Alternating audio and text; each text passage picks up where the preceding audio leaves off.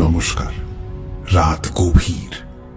আজকের এই নিঝুম রাতে আপনারা শুনছেন মায়াবী ডায়েরি। মানুষের লোভ যেখানে শেষ হয়, অভিশাপ ঠিক সেখান থেকেই শুরু হয়। আজ আপনাদের শোনাব ভৈরব তান্ত্রিকের এক ভয়াবহ অভিজ্ঞতার কথা। এক রাজবাড়ির অন্ধকার কুঠুরি, আর সেখানে লুকিয়ে থাকা এক অভিশপ্ত সিংহাসন। আপনারা প্রস্তুত তো? চলুন মায়াবী ডায়েরির অন্ধকার পাতায় আজ আমরা পা রাখি। এই ডায়েরির পাতায় লুকিয়ে থাকা প্রতিটি ঘটনা, প্রতিটি চরিত্র কিন্তু সম্পূর্ণ কাল্পনিক এবং লেখকের কল্পনাপ্রসূত।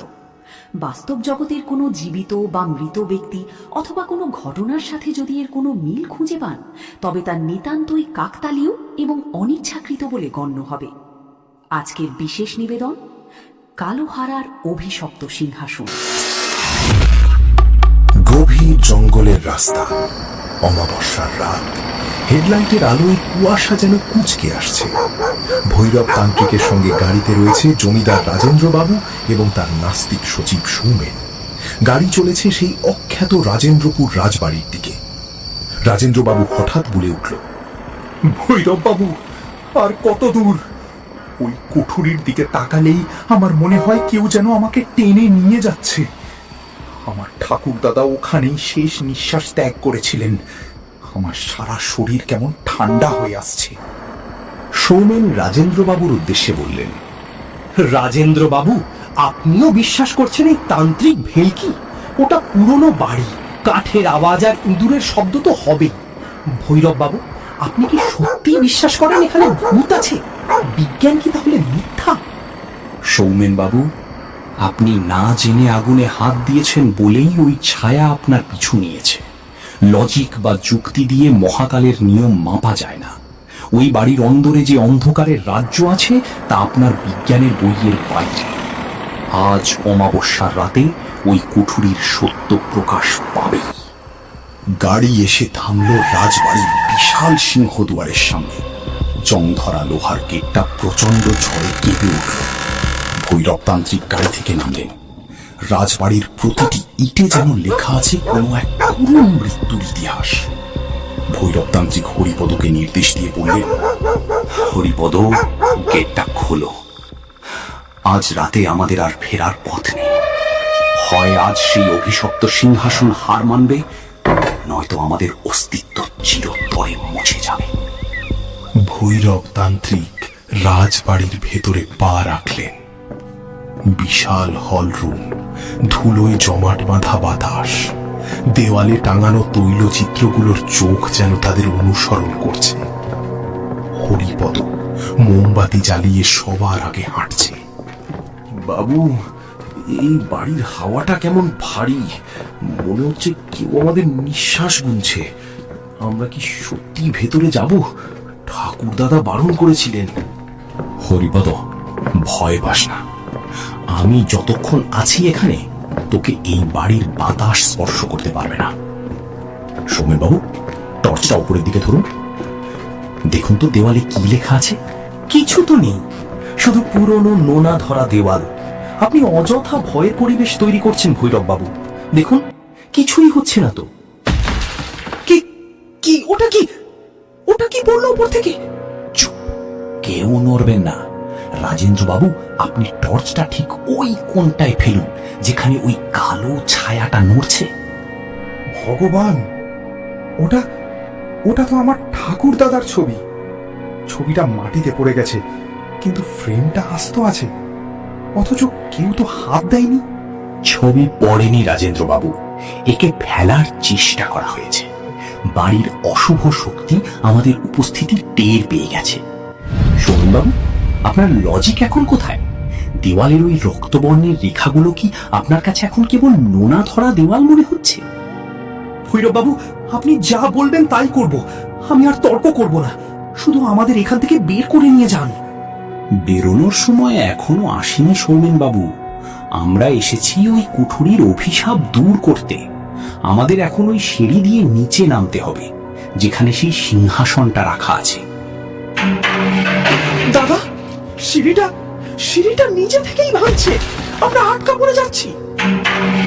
সবাই আমার হাত ধরুন। হরিপদ, মোমবাতিটা উঁচিয়ে ধর। সৌমেন বাবু, চোখ বন্ধ করবেন না। যা দেখছেন তা সত্য, কিন্তু ওই সত্য যেন আপনার মনের ওপর ছায়া না ফেলে। ভৈরব তান্ত্রিক এবং তার সঙ্গীরা সিঁড়ি পেরিয়ে পৌঁছালেন পাতালের সেই গোপন কুঠুরিতে। ঘরের মাঝখানে রাখা আছে সেই কুখ্যাত কালো সিংহাসন।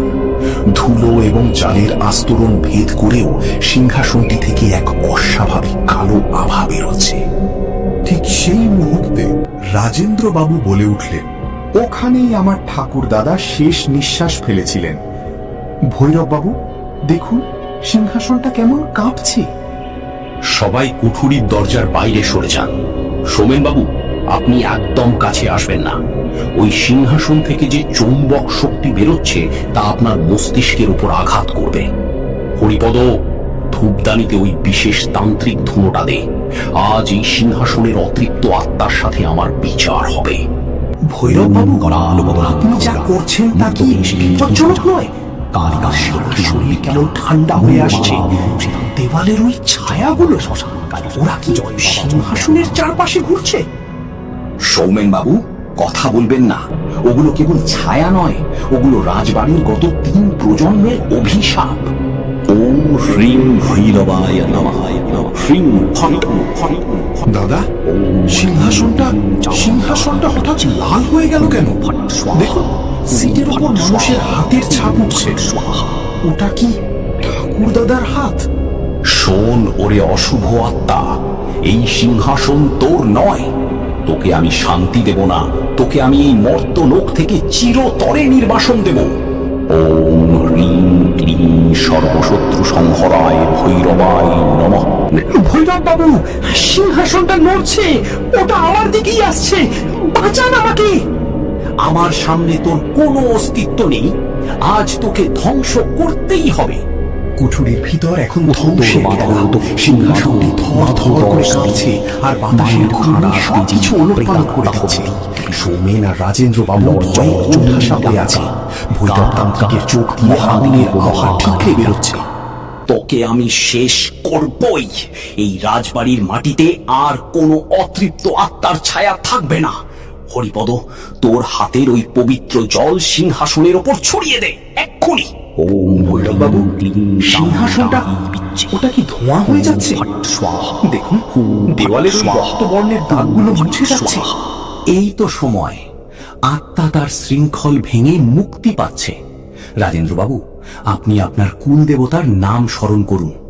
আজই এই রাজবাড়ির শেষ অভিশপ্ত রাত। ভৈরব বাবু, আমি লজিক আর বিজ্ঞানের নাম করে আপনার সাথে অনেক অন্যায় করেছি, আমাকে ক্ষমা করবেন। ক্ষমা আমাকে নয় সৌমেন বাবু, ক্ষমা চাইবেন ওই আত্মাদের কাছে। কিন্তু শোনো, এখনো সব শেষ হয়নি। এই সিংহাসনের মূল উৎস যে কুঠুরির একদম নিচে, সেখানে এখনো কিছু বাকি আছে। তোমরা কি আমার সাথে আসবে, নাকি এখানেই অপেক্ষা করবে? আমি আসবো দাদা, আপনি যেখানে আমি সেখানেই। হরিপদ, তুমি যাবে? তবে চলো, এখনো ওই অশুভ শক্তির শেষ ধোঁয়াটুকু বাকি। আজকের রাত এখনো অনেক দীর্ঘ। মাটির তলার সেই গোপন সুড়ঙ্গ, ভৈরব তান্ত্রিকের মশাল থেকে আসা আলো কুঠুরির অন্ধকারের বুক চিরে এগিয়ে চলেছে। এটি সেই শেষ জায়গা যেখানে অভিশাপের মূল শিকড়। ঠিক তখনই রাজেন্দ্রবাবু বলে উঠলেন, ভৈরব বাবু, আর কত নিচে যাব আমরা? এখানে বাতাসের চাপ সহ্য করা কঠিন হয়ে পড়ছে। ধৈর্য ধরুন রাজেন্দ্রবাবু, ওই তো সামনে দেখা যাচ্ছে সেই প্রাচীন প্রস্তর লিপি। এটাই সেই কঙ্কাল যা সিংহাসনকে শক্তি দিত। সোমেন বাবু, টর্চটা ওইদিকে ধরুন। ও গড, ওটা কি কোনো মানুষের কঙ্কাল? ওর গলার কাছে ওটা কি ঝুলছে? ওটা তো সেই নীল রঙের পাথরটা। ওটি অভিশাপের চাবিকাঠি, নীলমণি, যা নিজের কাছে রাখার লোভে এই বংশের সবাই আত্মাহুতি দিয়েছে। এই পাথরটি না সরালে রাজবাড়ি কোনো দিনই অভিশপ্ত থাকবে। হরিপদ, হাত দিস না, পাথরটিতে তীব্র অভিশাপ মাখানো আছে। দাদা, ওটা নড়ছে। কঙ্কালটা কি উঠে আসছে? ওম হ্রিম ভৈরবায় নমঃ। তোকে আর কোনো দিন কোনো মানুষের হাতে পড়তে দেব না। পাথরটা চূর্ণ হয়ে গেল। দেখুন, চারপাশ থেকে সব কুয়াশা কেটে যাচ্ছে। শান্তি, আমি শান্তি অনুভব করছি। ভৈরব বাবু, আপনি আমাদের দ্বিতীয় জীবন দিলেন।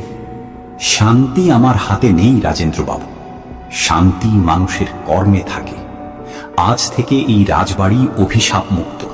কিন্তু মনে রাখবেন, লোভ যেন আর কোনো দিন এই প্রাসাদের দুয়ারে না আসে। পরদিন সকালে রাজেন্দ্রপুর রাজবাড়ির কাছে বিদায় নিয়ে ভৈরবতান্ত্রিক আবার বেরিয়ে পড়লেন অজানা জানার উদ্দেশ্যে। রাজেন্দ্রপুর রাজবাড়ি আজ অভিশাপ মুক্ত, কিন্তু সেই অভিশপ্ত সিংহাসনের রোমহর্ষক গল্প আজও মানুষের মুখে মুখে ফেরে। আপনারা শুনছিলেন মায়াবী ডায়েরি যদি কালোহারার অভিশপ্ত সিংহাসন। গল্পটি ভালো লাগে তবে ভিডিওটিতে একটি লাইক দিন এবং বন্ধুদের সাথে শেয়ার করতে ভুলবেন না। আর হ্যাঁ, এমন আরো রহস্যময় ও গা ছমছমে গল্প শুনতে এবং আমাদের পাশে থাকতে অবশ্যই চ্যানেলটি সাবস্ক্রাইব করে বেল আইকনটি টিপে রাখুন।